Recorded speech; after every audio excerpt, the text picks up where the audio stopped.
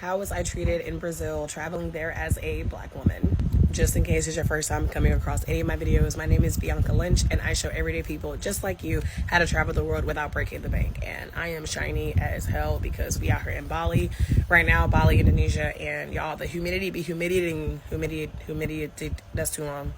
It's humid out here. It's beautiful out here, but it's humid out here as well. But anyway, back to the topic. So even when I was in the States, because I'm currently living abroad with my husband, but even when I was in the States, I would hear things about Brazil, like, oh, Brazil don't like black people, which I always thought was kind of funny because outside of Africa, Brazil has literally the most black people, like, on planet Earth.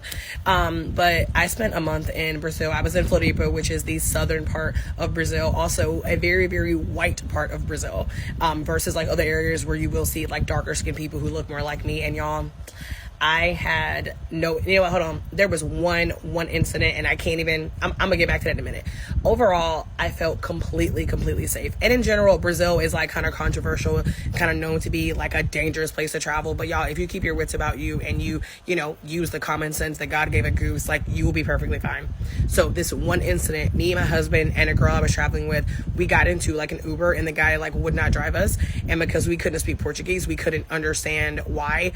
So I don't know if it was because we were black or if it was like something going on with the app, but other than that, literally no issues at all. Love Brazil. Go travel there. Now, do let me say this. If you talk to Brazilians who have darker skin, there are some of them that will tell you that depending on like their class and like how dark their skin is, some of them do experience, you know, like colorism. And y'all, it's literally the same in the United States. And I've heard the same thing in Paris as well, right? Like, people also wonder, like, people being racist in Paris. And whenever I was in Paris last year, I actually did a tour exploring Black Paris, and with a black guy who did the tour, and I was talking to him about it, and he was saying, you know, something similar, like how people in Paris will treat Black Americans versus like Black Parisians is different. So am I acting like there aren't any like issues with these countries in terms of like colorism or racism? No, but I'm telling you what my experience was as a Black American woman.